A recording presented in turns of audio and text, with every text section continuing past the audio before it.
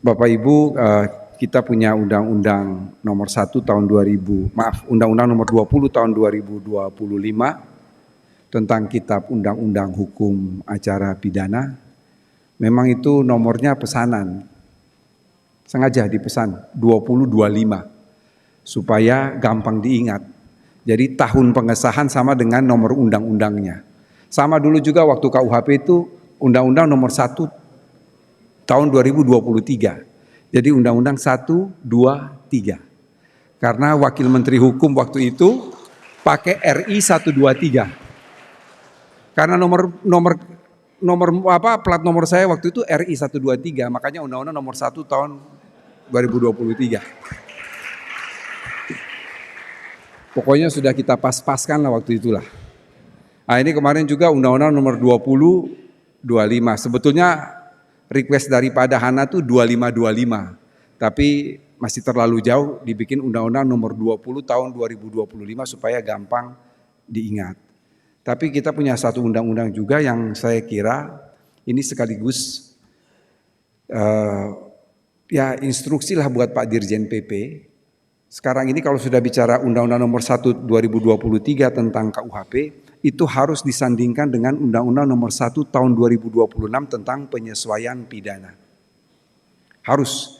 Jadi hati-hati Bapak Ibu teman-teman semua, baca KUHP harus disandingkan dengan Undang-Undang Nomor 1 tahun 2026 tentang penyesuaian pidana. Karena di dalam Undang-Undang penyesuaian pidana itu ada 55 item dalam KUHP baru yang dirubah dengan Undang-Undang penyesuaian pidana. Ada 55 item. Jadi terkadang mungkin kita hanya baca KUHP tapi tidak sadar bahwa itu dirubah dengan Undang-Undang Nomor 1 tahun 2023. Termasuk yang uji di Mahkamah Konstitusi ini rupanya dia tidak membaca bahwa kita punya Undang-Undang Nomor 1 tahun 2023 tentang penyesuaian 2026 tentang penyesuaian pidana. Ini KUHP ya, bukan KUHP ya. Sorry. Ya, KUHP. Bapak Ibu, setahun ya kita membahas KUHP, mulai dari tanggal 4 November 2024 sampai dengan 18 November 2025. Jadi tepatnya itu dibahas 1 tahun 2 minggu, 4 November ke 18 November. Saya selalu memulai ketika berbicara mengenai KUHP, mudah-mudahan yang ada di dalam ruangan ini maupun yang mendengar lewat live streaming, di dalam teori hukum kita mengenal ada yang namanya antinomi. Mudah-mudahan teman-teman taruna ini dapat pengantar ilmu hukum. Dapat tidak pengantar ilmu hukum? Ada pengantar hukum Indonesia? Ya. Pernah dengar antinomi hukum? Belum. Antinomi itu kalau untuk mencegah mabuk laut, udara, dan darat, antinomi namanya. Sorry. Di dalam teori hukum itu ada yang namanya antinomi. Antinomi itu apa? Antinomi itu adalah dua keadaan yang saling bertentangan, tapi tidak boleh menegasikan. Dua keadaan yang saling bertentangan, tapi tidak boleh saling menegasikan. Itulah yang membuat hukum ini menjadi unik. Itulah yang membuat hukum ini menjadi istimewa dan hukum ini menjadi sesuatu yang spesial. Karena dia punya antinomi itu. Saya memulai sharing dengan teman-teman semua mengenai KUHP. KUHP ini penuh dengan antinomi. Mengapa penuh dengan antinomi? Mengapa harus ada hukum acara pidana? Jadi kalau ditanya mengapa harus ada hukum acara pidana, salah kalau saudara-saudara menjawab hukum acara pidana itu diadakan untuk memproses pelaku kejahatan. Salah. Hukum acara pidana itu dibuat untuk melindungi individu dari kesewenang-wenangan aparat penegak hukum. Untuk melindungi individu dari kesewenang-wenangan aparat penegak hukum, maka fungsinya adalah fungsi to protect, melindungi. Jadi dia melindungi hak asasi manusia. Itu filosofis hukum acara pidana. Bukan untuk memproses tersangka, tidak. Sebab keberhasilan sistem peradilan pidana itu bukan berapa banyak kasus yang diungkap. Salah besar kalau dikatakan keberhasilan sistem peradilan pidana itu berapa banyak kasus kejahatan yang diungkap, salah. Keberhasilan dari sistem peradilan pidana itu apabila sistem peradilan pidana mampu mencegah terjadinya kejahatan. Itu baru dia berhasil. Bukan numbers case yang bisa dia ungkap, tidak. Nah, hukum acara pidana itu dibuat untuk melindungi hak asasi manusia dari kesewenang-wenangan aparat penegak hukum, ini pada sisi kanan. Pada sisi kiri, nah ini antinominya. Dimanapun di dunia ini, hukum acara pidana itu dia berdasarkan doktrin jus punendi. Apa itu jus punendi? Hak negara. Hak negara untuk apa? Memproses, menuntut, menghukum, dan melaksanakan pidana. Oleh karena itu sudah pasti KUHAP itu akan dibuat berdasarkan partisipan approach dari sudut pandang aparat penegak hukum. Ini antinomi, harus melindungi HAM tapi ada kewenangan aparat penegak hukum. Teman-teman saya bikin surat pernyataan. Nama nomor 1 Profesor Harkristuti lagi, yang minta supaya pembahasan KUHAP itu dihentikan, di stop. Minta pembahasan KUHAP dihentikan dan di stop. Teman-teman LSM mengatakan bahwa terlalu banyak mengatur kewenangan aparat. Bukan terlalu banyak, memang harus mengatur kewenangan aparat sedetil mungkin. Karena itu Bapak Ibu kalau membuka KUHAP, KUHAP itu 23 bab, 369 pasal. Betul ya Pak Dahana kan? Nah, saya kalau nomor-nomor itu biasanya ingat. Karena dulu waktu SMA sering masang togel. Jadi kan harus tahu, ini harus ingat nomor-nomor itu. 369 pasal, 23 bab. Bisa dibayangkan. Pasal 1, pasal 2 itu tentang pasal 1 ketentuan umum, pasal 2 prinsip-prinsip dalam sistem peradilan pidana, mulai dari pasal 5 sampai pasal 63 itu mengatur tentang penyelidikan dan penyidikan. Banyak itu itemnya. Jadi 60 pasal sendiri penyelidikan dan penyidikan, habis itu penuntutan dimulai dari 64 sampai sekian. Jadi banyak sekali mengatur kewenangan aparat. Bukan soal banyak, bukan soal sedikit, tetapi kewenangan penyidik, kewenangan penuntut umum harus ditulis secara eksplisit, harus ditulis secara detail, harus ditulis secara jelas, bukan dalam rangka memperbesar, memperluas, memperkuat aparat penegak hukum, tetapi saya ingin mengatakan aparat penegak hukum haram hukumnya untuk bertindak di luar dari apa yang tertulis.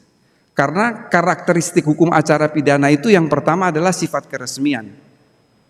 Kalau dia sifat keresmian, maka dia harus tertulis, harus jelas, dan harus ketat. Harus ketat itu maksudnya apa Bapak Ibu? Tidak boleh ditafsirkan selain dari apa yang tertulis.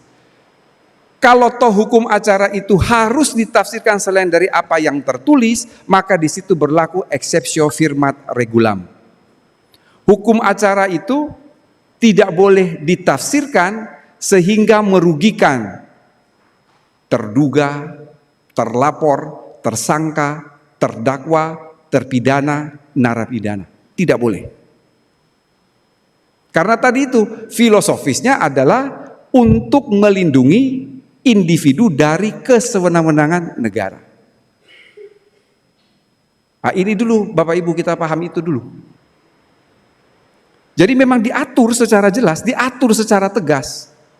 Dan harus ada kesederajatan, kesamaan proses di dalam suatu hukum acara pidana. Itu sebabnya saya kira ada juga yang hadir dari lembaga kementerian di dalam ruangan ini yang punya penyidik pegawai negeri sipil. Yang terjadi dengan undang-undang sektoral itu, kok mengapa PPNS ini bisa langsung ke jaksa, PPNS ini tidak boleh? Itu tidak boleh ada dalam hukum acara pidana. Harus ada kesamaan standar. Sebelum KUHP disahkan, pada bulan akhir September, saya diminta oleh Pak Dirjen Pajak memberikan penguatan terhadap PPNS di Direktorat Jenderal Pajak terkait dengan KUHP yang baru. Waktu itu mereka mengusulkan supaya bagaimana nih PPNS di pajak disamakan dengan bea cukai. Jadi bisa tangkap, bisa tahan, bisa langsung ke jaksa. Saya bilang gak usah khawatir, bukan pajak yang disesuaikan dengan bea cukai yang disesuaikan dengan pajak. Semua harus dibawa koordinator Polri. Harus ada kesederajatan. Yang liar ini kan undang-undang sektoral. Nah, ini yang saya minta pada Pak Dirjen AHU, karena PPNS-nya kan Bapak. Tolong kumpulkan sebuah PPNS dari sekian banyak kementerian dan lembaga, supaya paham betul. KUHP baru ini disusun Bapak Ibu. Saya waktu kita menyusun KUHP, saya selalu mengatakan kita tidak sedang membuat kitab suci. Kalau kitab suci kan nggak boleh salah. Bahwa KUHP yang baru itu jauh dari kesempurnaan, iya.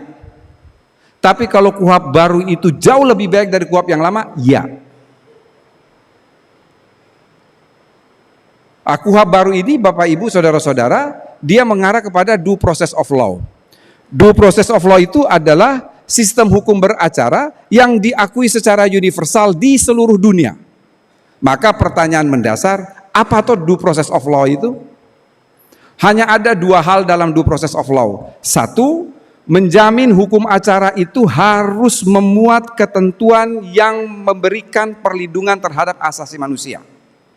Dan yang kedua, harus dipastikan aparat penegak hukum mentaati aturan yang melindungi hak asasi manusia dalam hukum acara. Dan itu tergambar di dalam KUHP yang baru.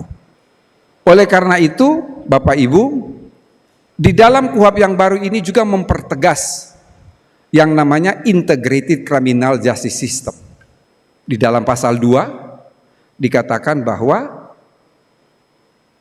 undang-undang ini dilaksanakan dengan sistem peradilan pidana terpadu berdasarkan prinsip diferensiasi fungsional yang menitik beratkan ya, penyidikan pada Polri, penuntutan pada kejaksaan, hakim untuk mengadili, advokat yang bertugas untuk membela dan memberi bantuan hukum dalam rangka mendudukkan perkara pidana secara proporsional dan profesional, serta pembimbing kemasyarakatan yang bertugas untuk membina narapidana, terpidana dan narapidana.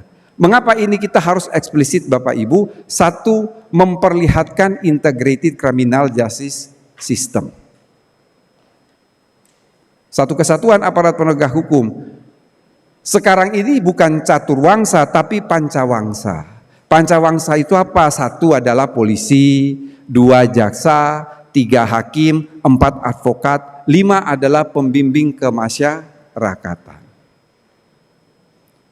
Kalau dulu itu kan sebelum Undang-Undang 22 2022, mohon maaf ya, pemasyarakatan itu kan tempat pembuangan akhir. Tapi dalam Undang-Undang PAS sudah sesuai dengan KUHP, sesuai dengan KUHP, pembimbing kemasyarakatan itu dia mulai dari proses adjudikasi, judikasi, dan post adjudikasi. Jadi sejak awal sudah diajak rembuk. Karena apa Bapak Ibu? Mohon maaf, polisi, jaksa, hakim itu memasukkan orang dalam penjara kan dia tidak tanya dari kalapas, lapas Anda sudah penuh belum? Nggak ada dia. Dia nggak mau tahu. Polisi, jaksa, hakim itu memasukin orang dalam penjara, dia nggak mau tahu itu orang jadi baik, jadi buruk, mana ada yang mau tahu dia. Nah, di dalam konteks integrated criminal justice system ini Bapak Ibu ditegaskan supaya menandakan kesetaraan di antara aparat penegak hukum, tidak ada subordinat dari yang satu terhadap yang lain, dan yang ada adalah koordinasi horizontal, bukan koordinasi vertikal. Sekarang pertanyaannya, apa konsekuensi dari diferensiasi fungsional? Satu, Polri adalah penyidik utama. Polri penyidik utama ini bukan maunya pemerintah, saudara-saudara, bukan maunya DPR. Polri penyidik utama itu adalah maunya putusan Mahkamah Konstitusi nomor 59 tahun 2023. Di situ disebut dalam putusan, dalam pertimbangan yang bersifat ratio residendi, artinya pertimbangan itu bersifat mengikat, dikatakan bahwa Polri sebagai penyidik utama bukan berarti penyidik tunggal, karena ada penyidik pegawai negeri sipil dan penyidik tertentu. Dia sebagai penyidik utama itu adalah kewenangan atribusi dari Undang-Undang Dasar. Undang-Undang Dasar bab tentang pertahanan dan keamanan negara pasal 30 ayat 4 dikatakan bla bla bla bla bla, fungsi polisi adalah penegakan hukum. Kalau penegakan hukum sudah pasti hukum pidana, karena polisi tidak cawe-cawe di perkara perdata, di perkara tun, di perkara yang lainnya dia nggak ikut-ikutan, dia hanya dalam perkara pidana. Kalau dalam perkara pidana dia kalau bukan penyidik terus apa? Jadi konsep penyidik utama itu adalah pertimbangan dalam putusan Mahkamah Konstitusi. Apa konsekuensi penyidik utama Bapak Ibu? Cuman dua. Satu, menjalankan fungsi koordinator. Dua, menjalankan fungsi pengawasan. Terhadap siapa? Penyidik pegawai negeri sipil dan penyidik tertentu. Istilah penyidik tertentu itu baru ada dalam Undang-Undang Otoritas Jasa Keuangan dan Undang-Undang P2SK. Yang ada di kementerian dan lembaga adalah penyidik pegawai negeri sipil. Sebenarnya Bapak Ibu, Polri sebagai Korwas, koordinator dan pengawasan penyidik pegawai negeri sipil, ini bukan hal yang baru. Ini sudah ada sejak KUHP nomor 8 tahun 1981. Bacalah baik-baik pasal 6 KUHP itu. Penyidik 1 Polri, 2 penyidik pegawai negeri sipil. Di dalam penjelasan pasal dikatakan bahwa Polri adalah koordinator dan pengawasan penyidik pegawai negeri sipil. Apa konsekuensi dari dia sebagai penyidik, sebagai Korwas, koordinator dan pengawasan PPNS dan penyidik tertentu?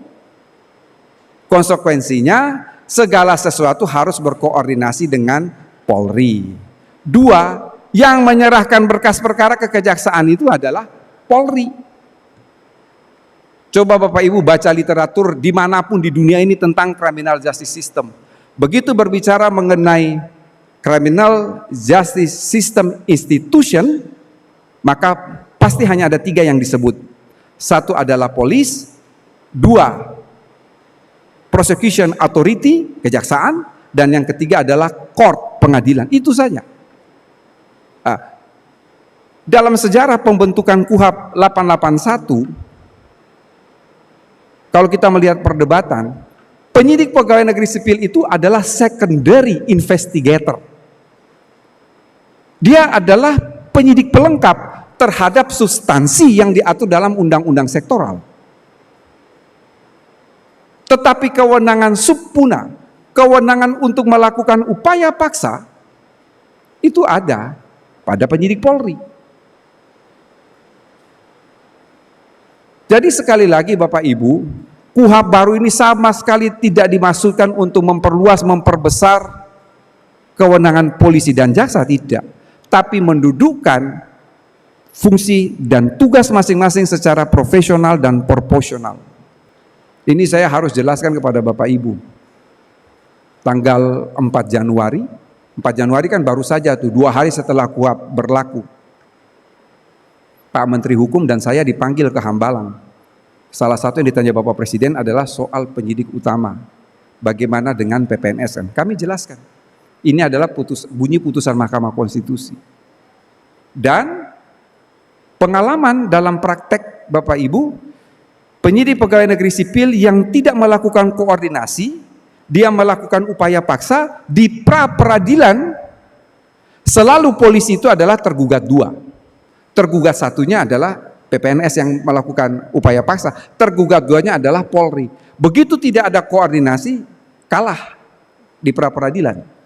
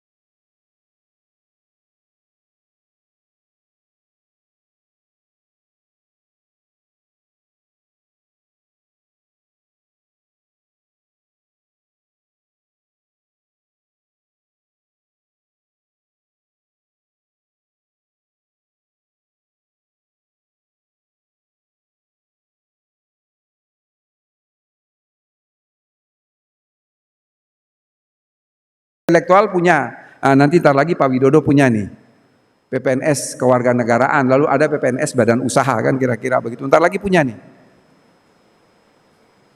Bagaimana hubungan koordinasi antara penyidik dan penuntut umum dalam konteks kejahatan berdasarkan undang-undang sektoral, lalu ada PPNS-nya.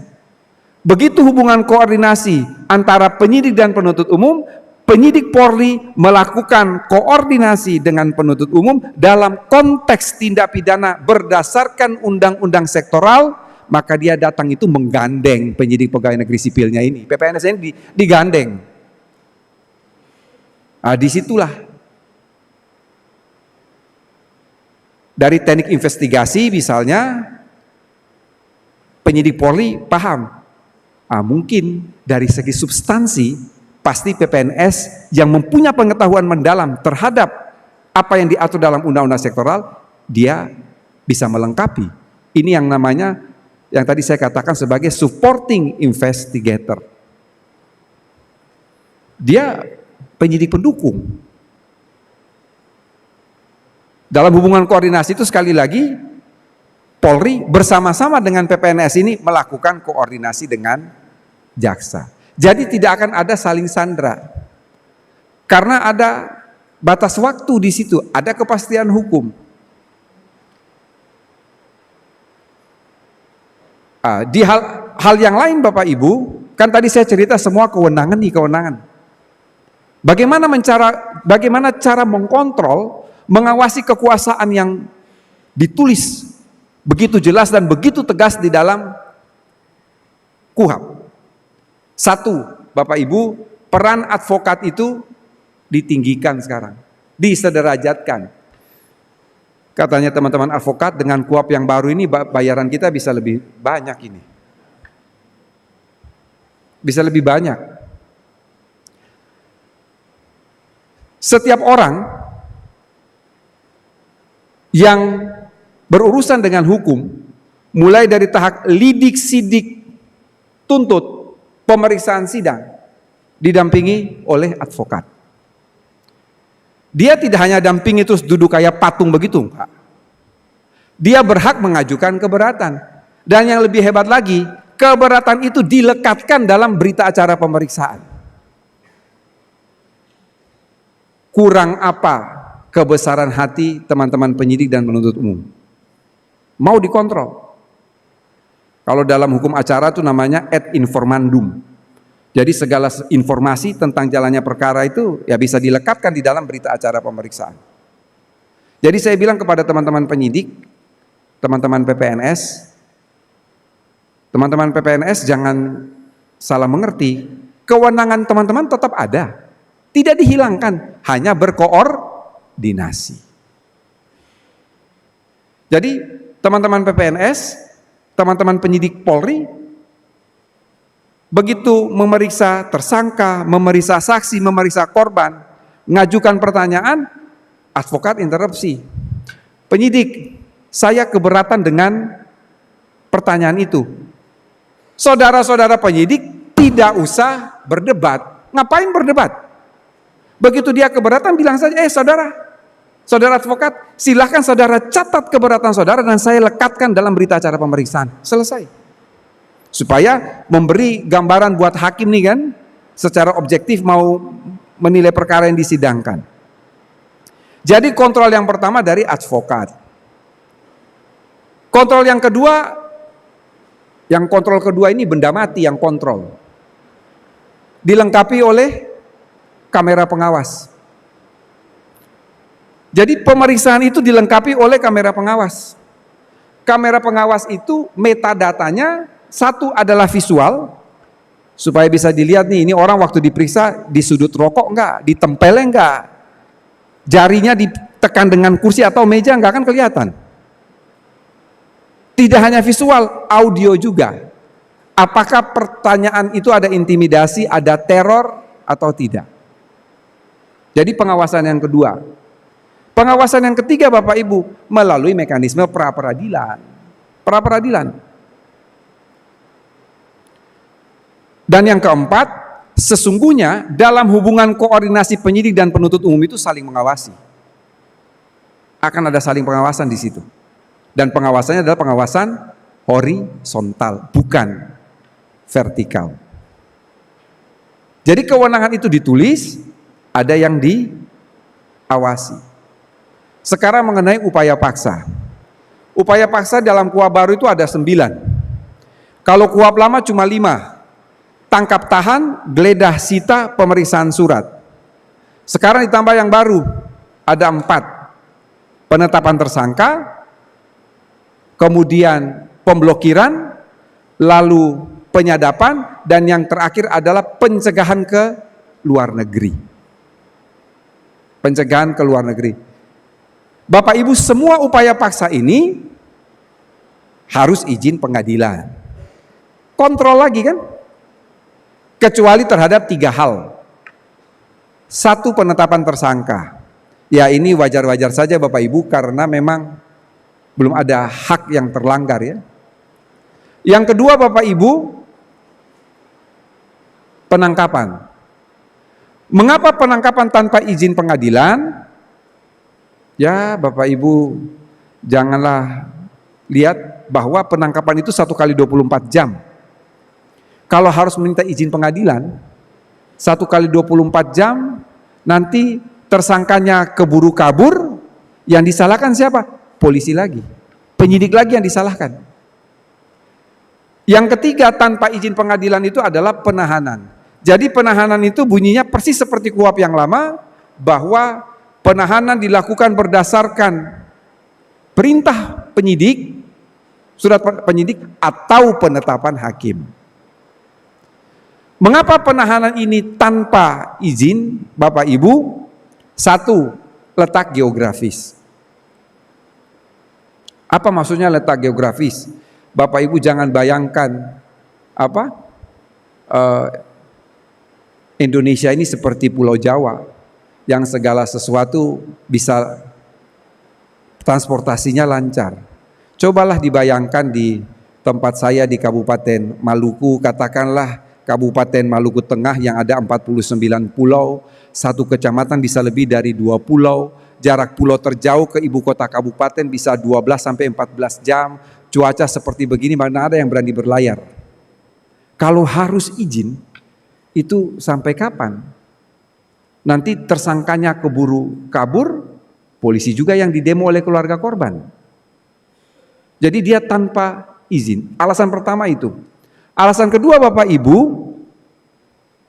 di dalam Undang-Undang Polri, itu ada satu pasal tentang penyidikan, dikatakan bahwa jadi upaya paksa itu dapat dilakukan berdasarkan situasi, berdasarkan penilaian penyidik. Situasi berdasarkan penilaian penyidik. Waktu kita cantumkan pasal ini, diprotes, saya diprotes sama teman-teman koalisi. Ini pasal terlalu subjektif, kan situasi berdasarkan penilaian penyidik. Saya bilang ke teman-teman koalisi, jangan Anda protes saya. Yang Anda protes siapa? Mahkamah Konstitusi. Karena pasal itu sudah 3 kali diuji di Mahkamah Konstitusi dan ditolak oleh Mahkamah Konstitusi. Artinya apa? Pasal itu konstitusional. Itu diskresi. Kan kita nggak tahu situasi di lapangan. Jadi ada situasi diskresi berdasarkan penilaian penyidik. Yang ketiga, mengapa penahanan tidak ada izin dari pengadilan Bapak Ibu? Itu bukan maunya polisi, bukan maunya jaksa, bukan maunya pemerintah, bukan maunya DPR. Teman-teman hakim keberatan. Jumlah hakim itu tidak lebih dari kurang dari 10.000. Mereka katakan kalau setiap penahanan harus izin kita. Sementara penyidik itu bekerja 24 jam, kita ini hanya berkantor dari hari Senin sampai hari Jumat. Berarti Sabtu Minggu harus ada hakim yang piket di kantor. Karena dia nahan orang kan tidak dibatasi waktu. Mau kapan saja bisa. Jadi teman-teman hakim keberatan. Yang ribut-ribut di luar itu kan mintanya adalah hakim pemeriksaan pendahuluan. Yang namanya di Belanda itu adalah rechter komisaris. Dia lupa yang namanya rektor komisaris itu 1, harus hakim senior. 2, dia khusus untuk memeriksa prejudisial itu Hakim hanya untuk upaya paksa yang dia periksa, dan dia tidak boleh pegang perkara lain. Hakim-hakim di kita tidak setuju. Kalau itu harus hakim senior, jumlahnya terbatas. Yang kedua, dia tidak boleh memegang perkara lain kecuali sebagai hakim pemeriksa pendahuluan. Nah, karena teman-teman hakim tidak mau, ya kita tidak bisa memaksakan. Jumlahnya kan tidak sampai 10.000, jangan dibandingkan dengan polisi yang 470.000.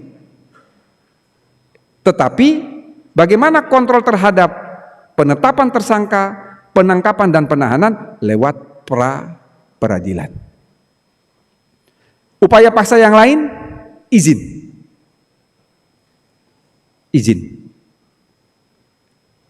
Terkait penyadapan. Penyadapan ini kan banyak sekali, tidak baca, omon-omon. Penyadapan itu hanya satu pasal. Dalam melaksanakan kewenangannya, penyidik, penuntut umum, hakim dapat melakukan penyadapan. Ayat berikut, penyadapan diatur dalam undang-undang tersendiri. Maunya penyadapan dalam undang-undang tersendiri itu sekali lagi bukan kita. Itu putusan Mahkamah Konstitusi tahun 2010. Ketika undang-undang KPK itu diuji di Mahkamah Konstitusi terkait kewenangan penyadapan KPK, perintah putusan itu, masalah penyadapan harus diatur dalam undang-undang tersendiri. Artinya apa Bapak Ibu? Selama belum ada undang-undang penyadapan, maka penyidik, penuntut umum, hakim tidak boleh melakukan penyadapan terhadap, dalam konteks KUHP ya, sebelum diatur dalam undang-undang tersendiri. Kecuali terhadap korupsi, narkotika, dan terorisme. Karena memang pada undang-undang sektoralnya boleh melakukan penyadapan. Ini Bapak Ibu kewenangan yang dimiliki. Di sisi lain Bapak Ibu ada perlindungan. Perlindungan itu terhadap siapa? Satu Bapak Ibu adalah hak-hak tersangka harus diberitahu. Tersangka terdakwa diberitahu. Hak saksi, hak korban, hak perempuan, hak anak, hak penyandang disabilitas, hak kelompok rentan. Nah, kelompok rentan ini ibu hamil, orang sakit, dan hak lansia harus dijamin, dan itu dijamin. Bahkan di dalam KUHP itu Bapak Ibu dikatakan bahwa penyidik wajib memberi asesmen untuk seseorang itu dalam pemeriksaan didampingi. Jadi kekhawatiran-kekhawatiran mungkin lebih pada belum membaca secara utuh. Bapak Ibu ada pasal dalam KUHP itu mengatakan bahwa dalam melakukan penyidikan, ada juga pasal dalam bab penuntutan, dalam melakukan penuntutan, penyidik di penuntut umum, bunyinya penuntut umum tidak boleh melakukan tindakan penyiksaan, tindakan yang melanggar harkat dan martabat manusia, dan tindakan yang unprofesional. Ayat berikut dikatakan bahwa apabila terjadi seperti itu, maka penyidik penuntut umum itu dipidana dan disanksi etik. Jadi sudah ada. Bapak Ibu tidak perlu khawatir karena di dalam KUHP ada bab khusus tentang tindak pidana terhadap proses peradilan. Jadi semua sudah dirangkum di situ. Nah, yang berikut Bapak Ibu adalah mekanisme restoratif justice. Ini diatur di dalam KUHP. Jadi restoratif justice itu boleh dari tahap lidik, sidik, penuntutan, bahkan pada persidangan, dan juga bahkan ketika dia sudah mendekam atau menjadi terpidana atau narapidana. Ada mekanisme restoratif justice itu. Yang terakhir Bapak Ibu, dalam konteks KUHP yang baru ini, ada 3 kewenangan jaksa yang memang sama sekali tidak ada di dalam KUHP yang lama. Dan ini kita mengikuti perkembangan zaman, tren di negara-negara maju. Yang pertama itu adalah soal plea bargaining. Plea bargaining itu pengakuan bersalah Bapak Ibu. Jadi coba kadang-kadang saya sedih juga ya. Banyak orang omon-omon di media, di TikTok soal plea bargaining, tapi saya yakin dia nggak ngerti apa itu plea bargaining. Pengakuan bersalah. Dikatakan bahwa penyidik berwenang menerima pengakuan bersalah. Ketika menerima pengakuan bersalah, dia berkoordinasi dengan penuntut umum. Di dalam benak orang yang suka protes dan omon-omon tidak jelas itu, Dia pikir bahwa yang namanya pengakuan bersalah ini tidak disidang. Salah. Pengakuan bersalah ini tetap diadili.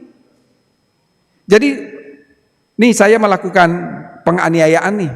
Penganiayaan yang mengakibatkan luka. Di kepolisian saya mengaku bersalah, betul saya menganiaya. Saya melakukan ganti rugi kepada korban. Saya obati, saya kasih pesangon apa-apalah istilahnya. Terus kemudian penyidik lapor ke jaksa.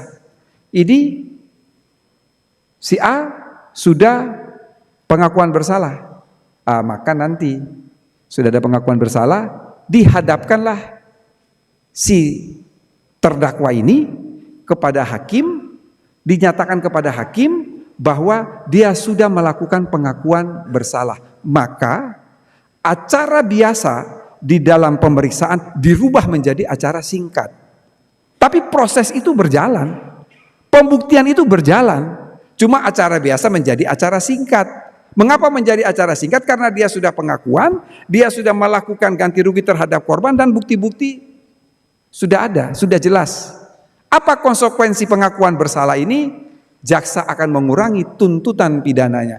Jadi kalau penganiayaan mengakibatkan luka itu katakanlah 3 tahun. Karena saya sudah mengaku bersalah, saya sudah ganti rugi, tuntutannya bukan lagi 3 tahun, 1 tahun. Jadi tetap diproses. Yang kedua adalah soal apa? Deferred prosecution agreement. Perjanjian penundaan penuntutan. Ini hanya terhadap korporasi. Sama halnya juga, ini kewenangan jaksa. Tapi yang menentukan itu adalah hakim di sidang untuk menentukan ini DPA atau tidak. Kalau ya, maka dibuat perjanjian. Perjanjian itu diawasi. Kalau dilaksanakan, maka jaksa akan mengeluarkan surat ketetapan penghentian penuntutan. Tapi kalau tidak dilaksanakan, perkara jalan terus. Dan yang terakhir itu adalah denda damai. Denda damai itu adalah prerogatif jaksa agung terhadap tindak pidana di bidang ekonomi. Terhadap tindak pidana di bidang ekonomi itu apa saja? Yaitu cukai, kepabeanan, perdagangan, kehutanan, lingkungan, minerba. Itu bisa dilakukan denda damai. Apa konsekuensi denda damai? Jaksa agung akan mengesampingkan perkara itu karena jaksa agung itu punya hak oportunitas, deponir, seponering, ada. Itu ada dalam undang-undang kejaksaan, kita masukkan ke dalam KUHP yang baru. Jadi itu saja Bapak Ibu yang ingin saya sampaikan. Kurang lebihnya mohon maaf. Billahi taufiq wal hidayah. Wassalamualaikum warahmatullahi wabarakatuh. Waalaikumsalam warahmatullahi wabarakatuh.